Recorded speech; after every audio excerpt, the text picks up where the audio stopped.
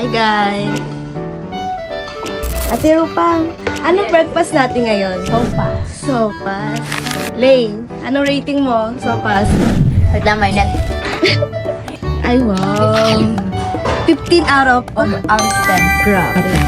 Anong rating niyo sa sopas? 9 out of 10. 9! Oh!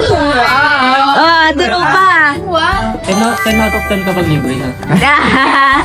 10 out of 10 daw pag libre na. No way. No way.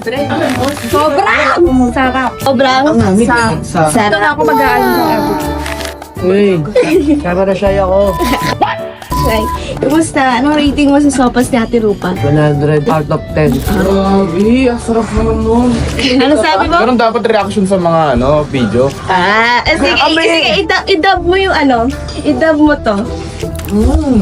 Isopas ako. Huwag mo, init na lamig. Huwag mo, kainin ng malamig.